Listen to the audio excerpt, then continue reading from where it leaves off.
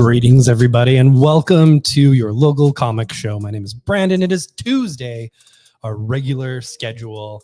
Last week, I had to shift it to Wednesday because I couldn't do a recording in time to go visit my dad, who was in town. We had some supper at Waffle Bird, which is an amazing place in town. If you like fried chicken and waffles, I would highly suggest going there. They're wonderful people there, and they're doing a good business. It was a lot of fun. And yeah, so back on Tuesday after last week's bonkers week of comics, there was so many comics. We ended up adding like a third extra into our bins, and they were full. So if you haven't picked up your comics in the last little while, we're doing a little better for space than we were last week, but things were a bursting. And yeah, there was a lot of stuff and a lot of great books. Right, I need this. I hope all of you had a chance to even get to look at Absolute Martian Manhunter last week. That was what I would say would be my absolute favorite of the week. I still really enjoyed the Tyler Boss book. These names, they're gonna bug me because they're so long. I'm gonna look things up. The Michael Rosenberg book and the Tyler Boss book, they're really good. The Michael Rosenberg book is amazing. We're taking you down with us or something like that, very close to it. This is my job. I should know these things, right? I could just tromp downstairs and figure it out, but we're live, baby. And You'll Do Bad Things is the other one. The Michael Rosenberg, absolutely amazing. I do highly recommend it. It is basically about a young girl whose dad is a mad scientist, more or less. And a James Bond type character has basically tracked them down. And so it's about this young girl kind of dealing with her life exploding because this weird freaking womanizing drunk English dude has popped through her life and destroyed it. It's really an interesting twist on kind of your typical James Bond story. That's really amazing. And then You'll Do Bad Things. The one and only Foley was back in the store for a wee bit this week. Had a chat with him, and he was like, is there any books you think I'd enjoy? And I know a few things about Foley. He likes very murdery books, and he loves meta commentary where the narrative is sort of being referenced or affected and whatnot. There it is. We're Taking Everyone Down With Us is the full name of the Matthew Rosenberg book. And You'll Do Bad Things is about an author who is struggling with his legacy of having made a bunch of money off of true crime about like 10 kids dying, basically. And he really wants to put out something positive in the world. But whatever he writes, whatever fiction he's writing, the characters seem to keep getting murdered for some reason, and he can't really figure out what's going on in his psyche or on the paper. Like, is it coming from him? Is it happening to him? There's some interesting stuff in there. And but yeah, I really enjoyed those.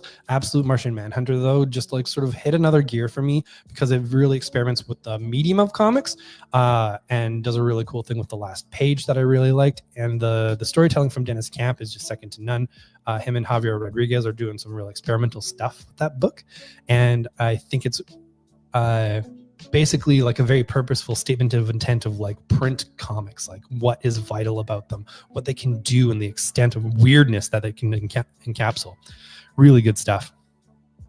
There's a whole bunch of books and things to get to this week, but before we get to that, I want to talk about a little announcement that has gone out. Brandon's looking through the profile. So it is the 1st of April, and if you folks were paying attention to us last year, you will have caught Edmonton's big independent bookstore Extravaganza, the Passport, that happened between a lot of the stores in Edmonton, all the independent bookstores.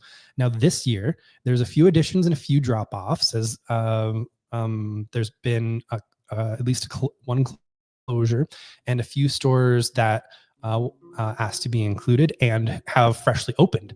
So that's going to be really cool. We'll have a complete list of stores participating very shortly for everybody. And yeah, just so you know, basically what happens is there's a printed passport that you take to all of these independent bookstores over the course of independent bookstore day and the whole weekend. So this is April 26th and 27th. I know some of you will be at the Calgary Expo because that is the same weekend. But if you're not, this is a great way to explore a lot of the wonderful bookstores in the city that'll be taking part. And yeah, we're really excited about it. There'll be like a little map that goes out. Sorry, there'll be a little map that goes out, and there's also going to be one other comic store as part of the lineup this year. Little tease for you. Who could it be? This is always spearheaded by a group of us here in the city. Audrey's really does take a point and is sort of an organizational point, and they're absolutely wonderful at it. Daisy Chain is a huge part. Paper Birch is a big part. These were people who were there last year and are a huge part of this year in terms of like organization and getting things going. And yeah, we're very excited for this and for us to share in the local book community and for folks to like discover some cool graphic novels on the weekend. It's going to be really awesome. And yeah, independent bookstore weekend, the Edmonton Passports last weekend of April, always a great time. It was really cool. Yeah, I did say, but I can't reveal it yet because there hasn't been like full reveals yet. So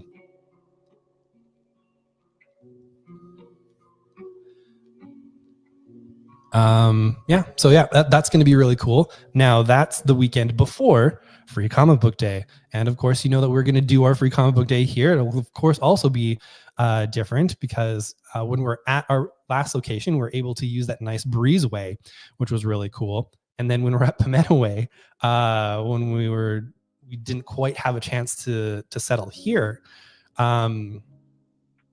We had use of all of Palmetto Way, which was absolutely wonderful. We are so thankful to those folks because without them, we would not have survived last year. Full stop. At least mentally, like not having a location for people to go to. My goodness, it was absolute insanity. And I'm so glad for the people who stuck through while we're figuring out all the flooding stuff. And yeah, being on the other side of that has been great. It's been hard when I've been going through my phone to see all of the different ideas that we had last year, trying to push through to the other side, thinking of like waiting for the landlord to tell us like it's a go or you should look for something else and all that kind of stuff. And finally, actually about a week ago, apparently was when I first came here to look at the space and do like a little walkthrough and whatnot. Like this was the first time I encountered the space, took a picture of it, made an appointment.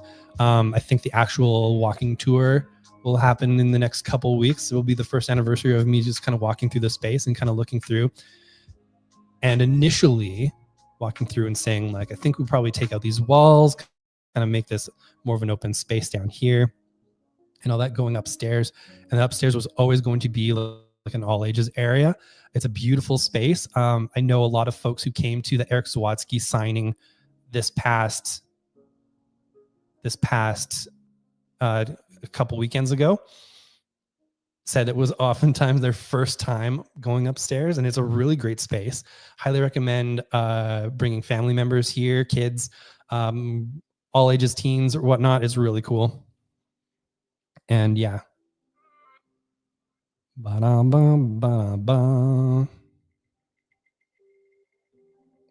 Thank you. I'm really proud of the upstairs space, and I do have to say a lot of that is Craig as well. Craig keeps things flowing here. He moves things around. He helps build spaces because I'm a very scattered person on my own. I Danica forever ago was like, you probably have ADHD.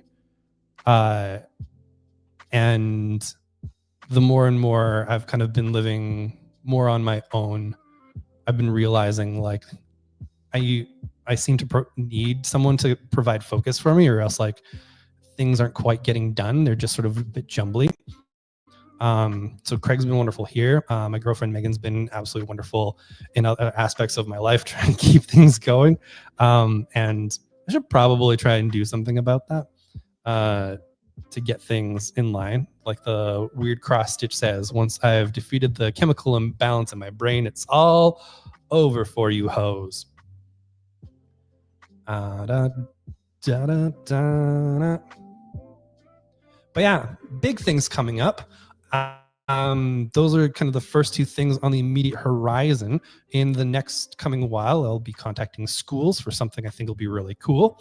But regardless, Variant Edition will be running a summer reading program for essentially kids of all ages. If adults want to participate in it, absolutely. It is going to be more addressed to younger readers, young adults, teens, basically folks still going to high or school in general. And we're hoping to help promote just healthy reading habits during the summertime, as it really does help out with a lot of learning retention in that interim period, basically. So really hoping to be able to tell you something cool about that tomorrow even, but it might be early next week. I've got some things laid out, but I'm also contacting a couple of schools to get some eyes on some of the ideas that I have. And the next year is going to be really cool about that. But I will be contacting schools.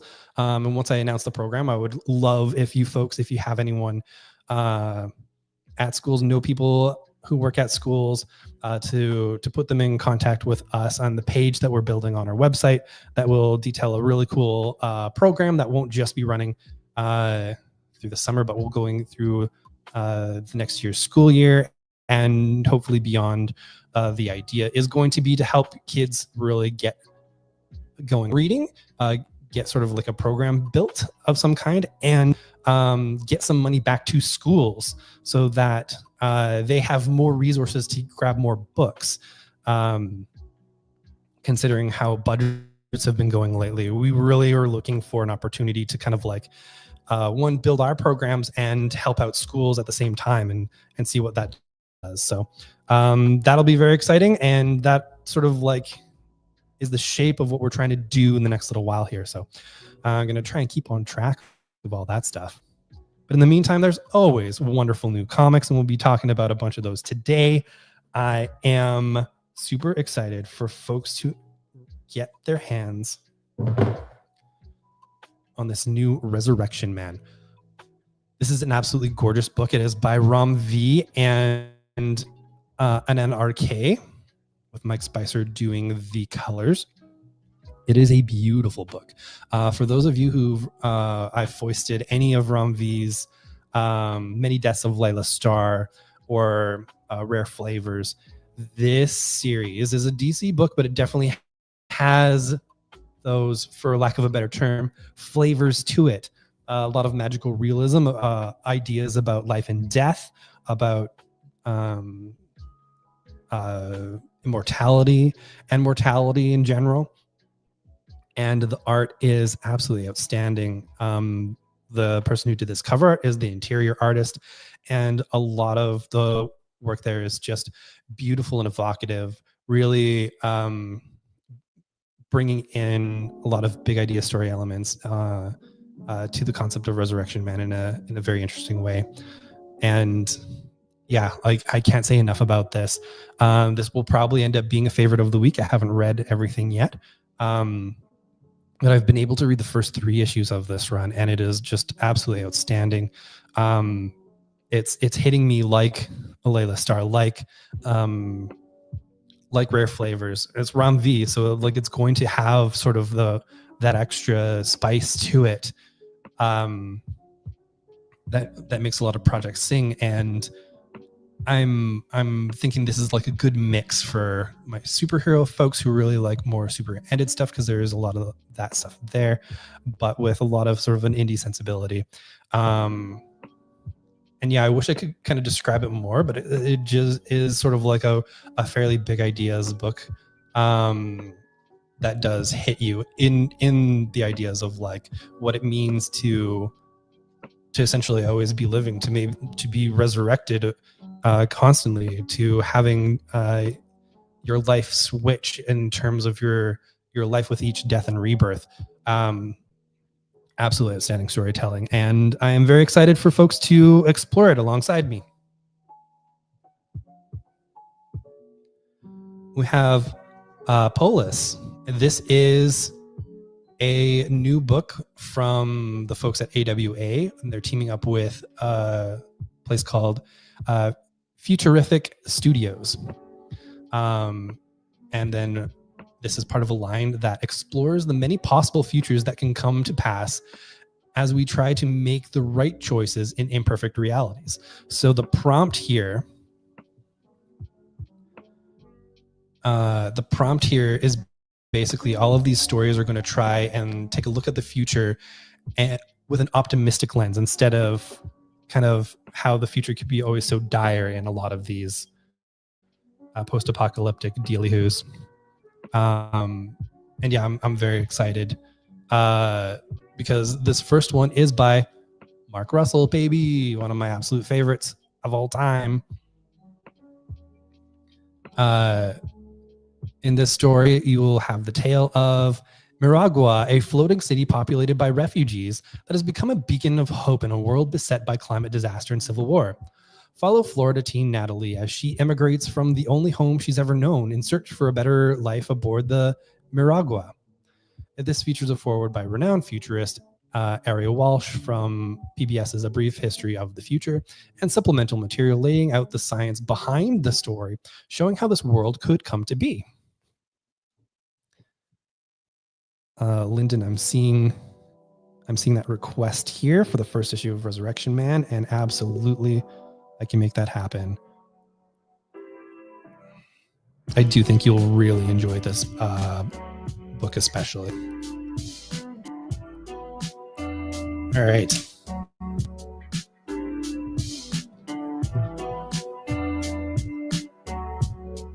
Next up, we have Plague House from Oni. I will need to be doing a little bit of digging to get this information up to you.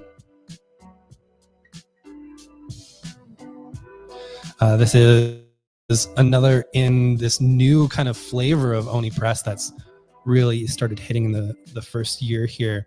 They've been basically building a lot of very interesting tales, but usually on the darker end. So you'd a lot of kind of maybe darker crime stuff, like Out from Alcatraz that happened last week. Why are you not finding this book when I'm typing the words? Is rude. Which had some gorgeous art by Tyler Crook. This one has some beautiful work by Chris Holm, who I'm not actually familiar with, but you can see on this cover has sort of like a very interesting pulpy style. Houses aren't the only things that are haunted.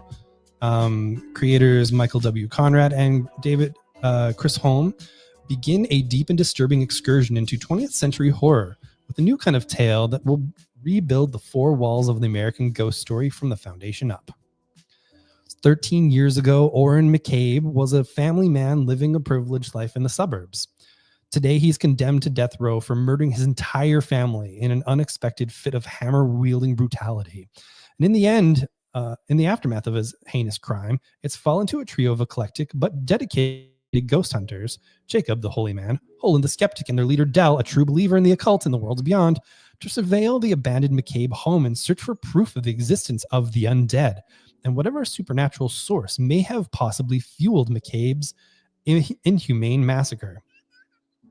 But this ill-matched and uneasy squad of investigators is about to discover something much more terrifying than any ordinary spirit, something much more pernicious, something more contagious, that if not contained, could take full advantage of America's unquenchable appetite for violence and deliver a plague of blood unto us all.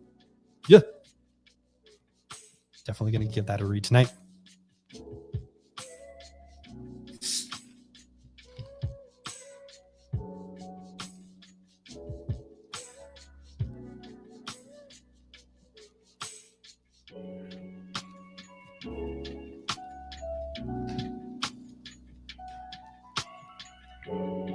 Yeah, Out of Alcatraz really did sneak up on me too. It's it kind of like was pitched a little bit as sort of like a true crime tale with embellishment, basically, and then built in these like softer connections in between characters.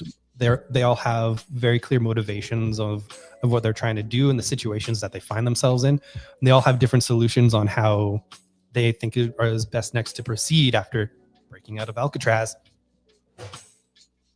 and the different connections that they've made to make this happen. And yeah, like you said, very super sweet, considering that it's pitched more like a darker crime book. I don't think Plague House will be as sweet. I can say that for sure.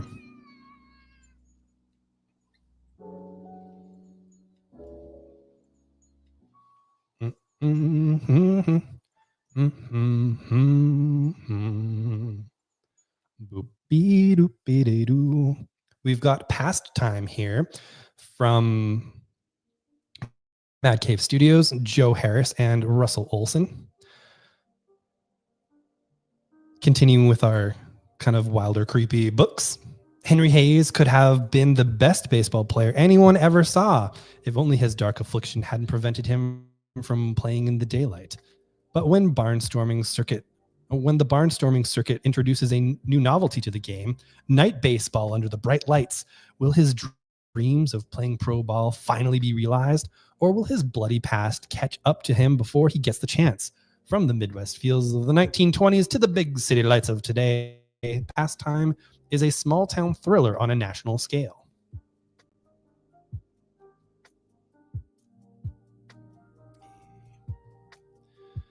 All right, we're digging into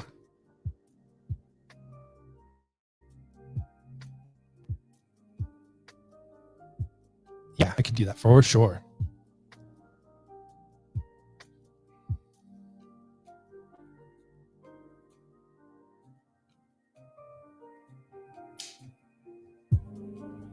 We're going to dig into, I think, a couple Marvel titles here. We've got the return of Moon Girl and Devil Dinosaur. This on her 10th anniversary. You might know Moon Girl and Devil Dinosaur from the TV show that's on Disney Plus right now. People who frequent the Friesen Brothers in my area of town on the West End, I want to say in the Glenora area, you might recognize Moon Girl and Devil Dinosaur from being drawn on their produce aisle, which I think is like really cool to pop in and see. Wolverine's there as well, and they're selling salads. It's good times.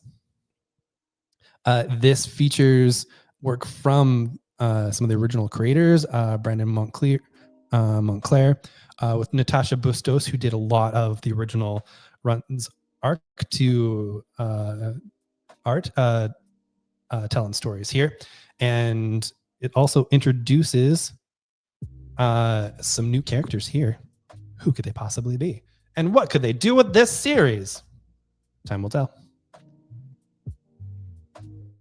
Well, you read the book and you find out. That's how it goes. Yes, absolutely. This is pretty much the area they're going for. We have the Marvel Rivals one-shot that everyone's been clamoring for. This is, yes, based off of the extremely popular video game. These stories ran originally digitally and are available in print for the first time, and feature a lot of characters that people are really keen into, being written by Paul Allor with Luca Claretti doing art. Paul Allor has done a lot of work in all sorts of other places, and this is some of his first Marvel work. He doesn't have to do a whole lot there, but you find a lot of characters that you don't regularly find in comic series in here, and of course Jeff. Jeff is here. I love Jeff. Good times. Good times, boy. Jeff the Land Shark. Also, for those of you who play the game, this every issue of Rivals comes with a QR code below. Basically, there's a little sticker that blocks it like they do for a lot of Marvel's digital content. But it will get you unlimited appetite Jeff the Land Shark spray in the game, which is pretty freaking big deal, friends.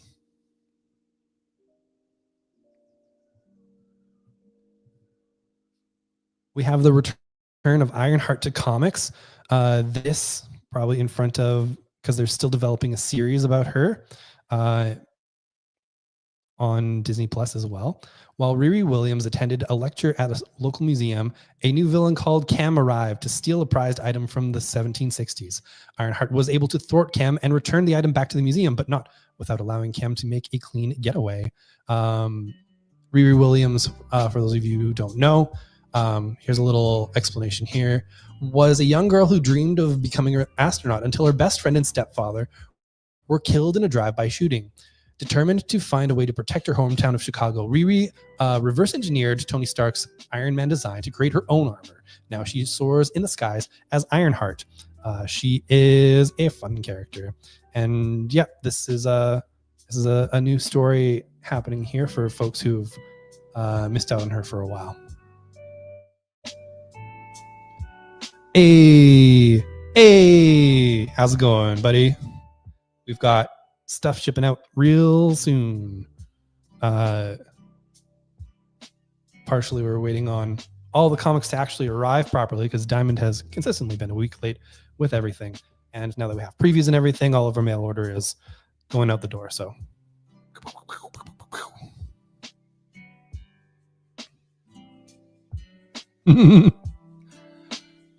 well, it's spelled like Kham, but yeah, I entirely get what you're saying there, Lyndon.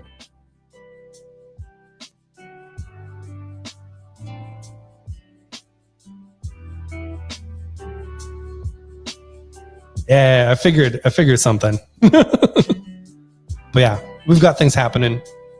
Not to worry. Well, I guess a little worry. That's why you're messaging me. Oh yeah, I figure. There's actually a lot of people who just like lurk. The numbers suggest that there's many people who just lurk around. Well, I hope you and Deb and the Spud are doing well.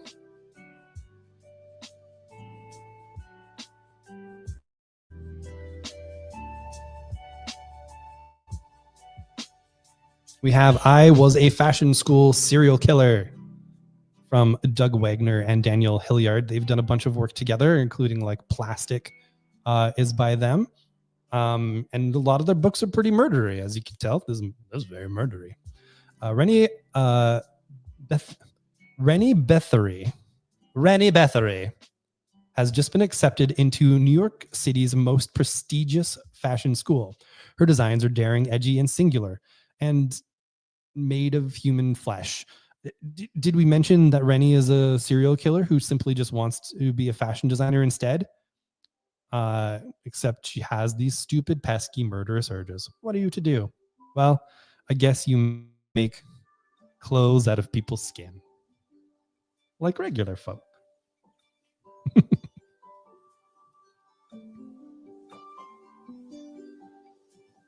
Thank you.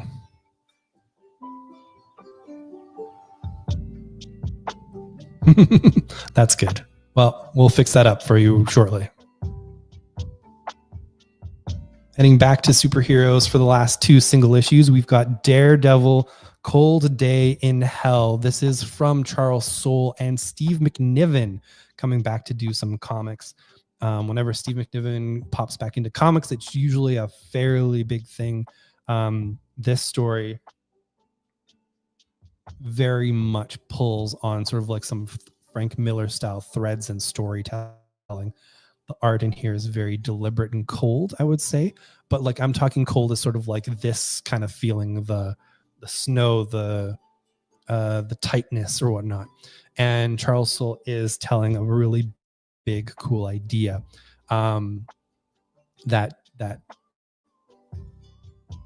does, like I say, really pull on sort of like the Frank Miller style storytelling. A lot of how the beats go, some of the panel layouts and all that kind of stuff. It is taking place in the future, so it is kind of a little bit like Daredevil's Dark Knight Returns in a way. And I think this is a very good pairing for the current Daredevil TV series that is out right now. And finally this week, it's another one of DC's big releases. It is Absolute Green Lantern, the last book in the second wave. This book is going to do something very cool and very different with Green Lantern. For one, how the Lantern appears is wild. What's up with Hal Jordan is wild. And a lot of the other Lantern characters are sort of swirling around this book. But the ideas are all sort of like switched around a little bit in very interesting ways. And like a lot of these with the Absolute lines are really informed by how we interact with the world today and how we are as people and how maybe heroes might act or how folks under different pressures might act. I am so big on this Absolute line because they're doing big things, wild swings, but telling stories that still kind of stick to a heroic core, which I really like. That's it for the single issues. I got a little stacky of graphic novels here, starting with Mixed Up. This is by Cami Garcia and Brittany Williams. Cami Garcia is the mind behind all of the Teen Titans YA books that have been coming out. The Beast Boy, Raven, Starfire, Robin, all those. And those have been huge. Those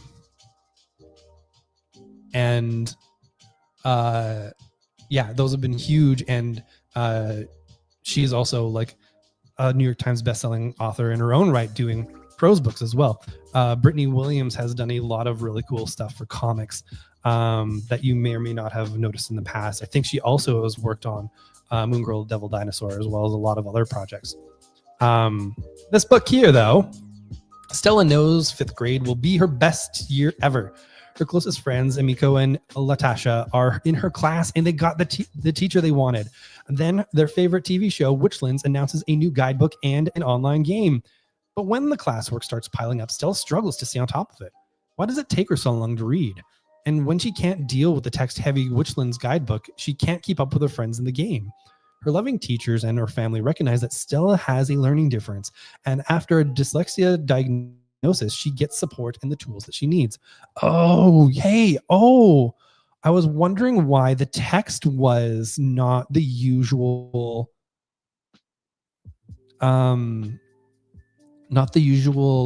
text that a lot of these books use, because First Second is usually really good at doing their word bubbles, but this was a little different, and I believe it is done to be dyslexic friendly. I love this. That's cool.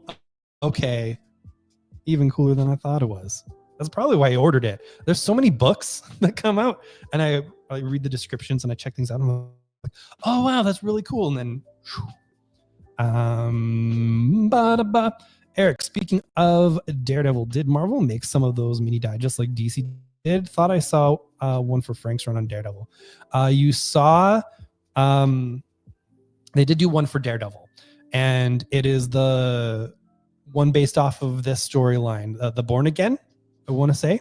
So it's just a small part of the storyline that David Mazzucchelli drew. So it's not his whole run. which I do hope that they kind of go and do. But yeah, they did do a digest for that, and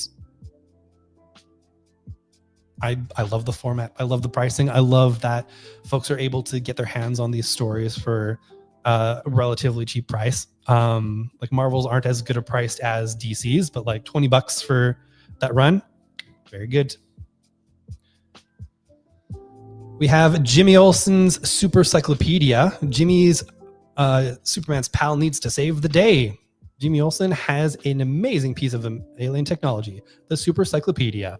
But when a villain tricks him and clones the book, Jimmy feels responsible for all the mischief the sinister cyclopedias cause. He's too embarrassed to ask Superman for help, but his friends Rip and Linda are ready to save the world and the rest of the DC universe. This has a lot of kind of fun Silver Agey things, and it does a really cool thing where it's like introducing you to locations and characters, but not in a dry way. So you get to go on an adventure, but learn all about the DC universe and like some weird sections of it too. That's really cool. I love that. I love that a lot. We have the newest Agents of Suit. This is the spinoff from the Investigators series. This I'm putting up mostly so that people will know that it exists. It's out. It's in hands. We still have a bunch of Investigators in store, and some restocks are happening because books are slowly coming in from after the book fair that we had. We sold so much of the upstairs. It's ridiculous. I'm very excited to hopefully be running some more book fairs soon. Schools, be in contact. We have some dates open, and we'll let you all know about that real soon here. Gotham City Year One from Tom King and Phil Hester. This was a book that focuses on, original style Gotham City, very noir style here. There once was a shining city on a water, a home for families, hope, and prosperity. It was Gotham, and it was glorious. The story of its fall from grace, the legend that would birth the bat, has remained untold for 80 years. That's about to change. This is the definitive origin of Gotham City, how it became the cesspool of violence and corruption that it is today, and how it harbored and then unleashed the sin that led to the rise of the Dark Knight. 2 generations before Batman, private investigator Slam Bradley gets tangled in the kidnapping of the century as the infant Wayne heir disappears in the night. And so begins the brutal, hard-boiled epic tale of a man living on the edge and a city about to burn. What I like about here is Slam Bradley is actually an old character from old Detective Comics that predates Batman. So it's really fun, his inclusion here as sort of like a bit of a wink and a nod to previous history of DC Comics in general. Lyndon, I will do a little recap at the end of the show. I've been learning to kind of like do that to bookend it a little bit because a lot of times the information at the start will kind of get lost. So yeah.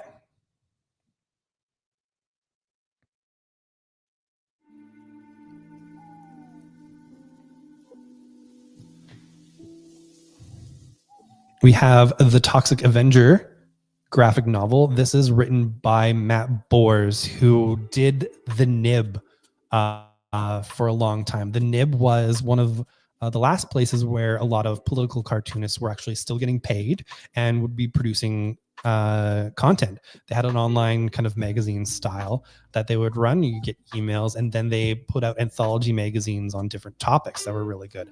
I have them all. They're so wonderful. And Matt Bors is just razor sharp as he looks at the world today and how he experiences it. He really wanted to do a Toxic Avenger book. He did some pitching around, and Ahoy and Troma put a little thing together. There's actually a trailer for this book that Troma put together themselves, which is pretty cool. That's floating out there. And it was just announced that these stories are now an ongoing concern because the series had done so well. So that's really exciting. The classic film and animated series returns to comics with a 21st century spin. On the run from bullies, teenager Melvin Junko runs straight into a massive chemical waste spill that transforms him into a hideously deformed creature of superhuman size and strength. The Toxic Avenger. When representatives of the corporation responsible for the disaster arrive to cover it up, the Toxic Avenger leads his town on a fight for justice, featuring violent action, gross mutations, bursting pustules, and plenty of trenchant satire. It is brought to you by, as I said, Matt Bors, who was a Pulitzer Prize finalist, and the Gortastic artist Fred Harper.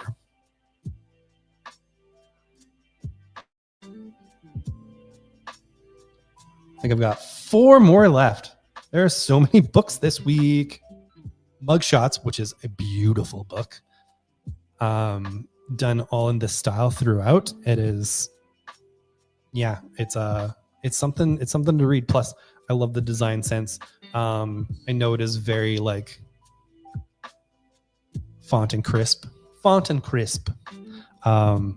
yeah, the whole book is sort of gets this vibe from it. When his niece Grace is kidnapped, professional criminal John Bannon is forced to return and face the demons from his past. He has fled his hometown years before and after. He had fled his town years before after a deal gone wrong left local crime boss Harry Woods wanting him dead.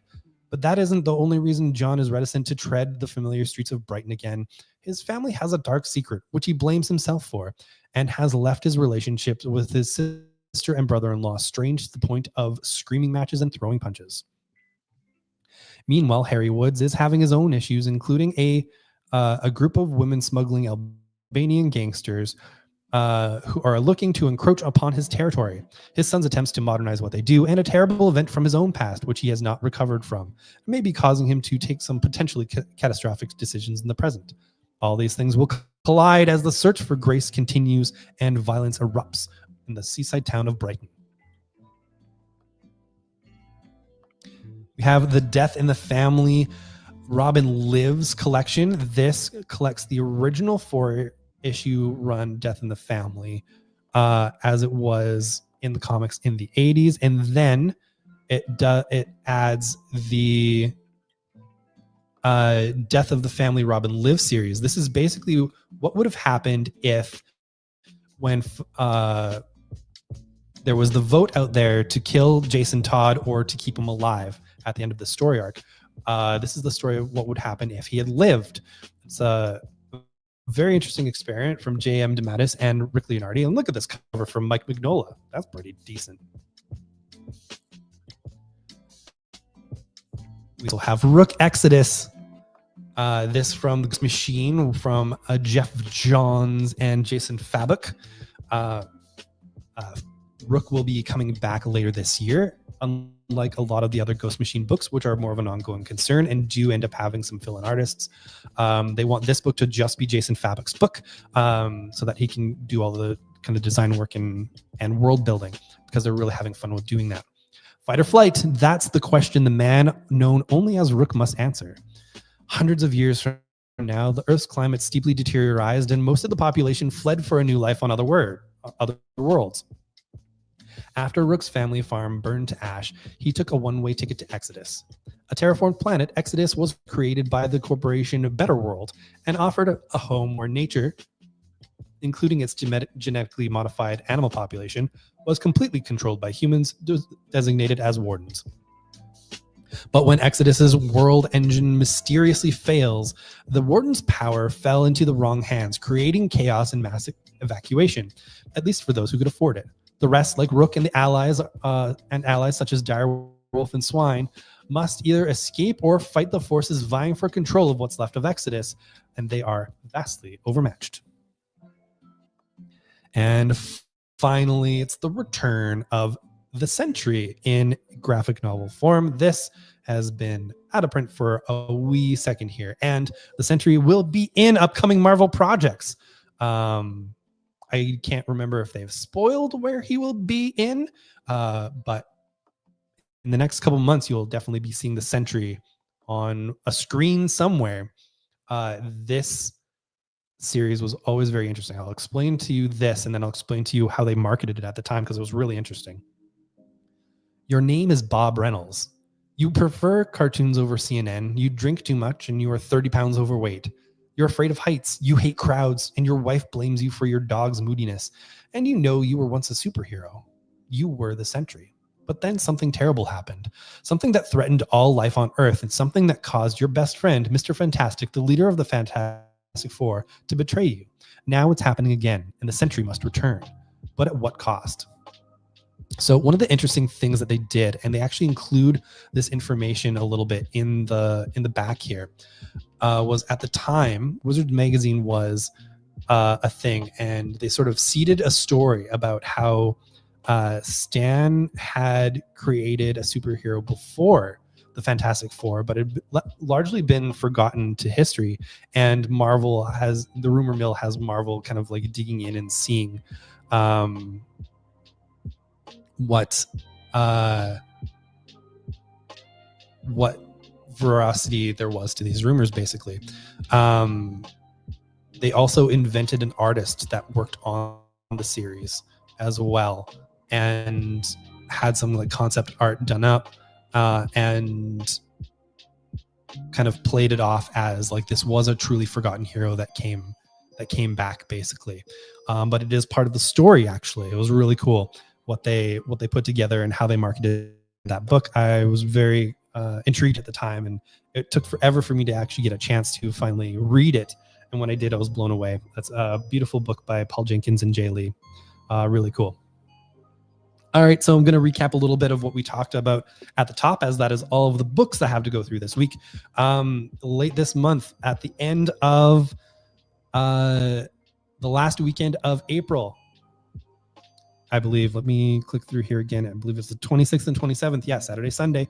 It is the 26th is Independent Bookstore Day for Canada, Canadian Independent Bookstore Day. And as part of that, once again, a whole bunch of the small independent bookstores here in Edmonton are participating in kind of a fun little scavenger hunt passport day that will be running. There'll be more details soon. We did this last year to great success in our little room at Palmetto Way. It was really cool. And it's going to be bigger and better than ever this year, with a little bit of some tweaked plans as to how people are going to do their passports, and a few additions of some stores that either weren't around to participate last time, or have now been invited. So it's really cool. We're going to have a lot of fun, and we're going to have some more details on that when we're allowed to share. And then the week after that is Free Comic Book Day. We will be doing Free Comic Book Day despite all the madness that's been happening with Diamond, who tech owns Free Comic Book Day, with their fun bankruptcy proceedings and allocations of books and all kinds of fun stuff. Getting the books to us on a very weird schedule. It's been a big old friggin' mess. And I'm just hoping, I'm crossing my fingers that everything kind of lands nicely this year. But it'll be very interesting to see regardless. We are going to be set up the Free Comic Book Day upstairs with some tables in the middle, and everyone could be able to go around. And we may or may not be contacting some folks in this business complex to see if we can't do some little cross promotion stuff too. But I want to make sure that the books exist before I start bugging people about stuff. So there's a lot of really cool businesses and like-minded folks in the area that I would love to share this day with as well. So that'll be early May. And then we started talking about our summer reading program that we're developing, that we're hoping will help out a lot of schools and of course students, because it is a proven fact that kids who are reading over the course of the summer and definitely retain a lot more information just in general, and a lot of learning skills. And also when kids get to pick their own books, they're far, far, far more likely to actually read those books. So we're building a summer reading program that we'll hopefully be announcing tomorrow, but probably early next week, because I have some eyes on it from a few different schools. And it's going to be the start of some programs that I'm hoping to build out that will help schools earn money towards book purchases, so that they'll be able to get a better stock for their schools, as a lot of budgets keep getting trimmed. I know a few schools that I've gone to over the past while either don't have librarians at all, or are functioning on a part-time librarian, or a member of the staff just sort of like does the job as they can. It's pretty wild out there. And yeah, so we're hoping to do a lot of that kind of good stuff and move forward from there. But yeah, you know what? That's going to do it for us this week. We'll talk to you again next week. There's probably something specific I'm supposed to talk about next week, but I can't remember. It's been some times. All right, folks, thank you for joining me this week. I hope you are all doing well. And if not, please know that we are still here for you anytime if you really need to vent about something or just to escape. We can help out with that too. All right, folks, until next time, keep fit and have fun.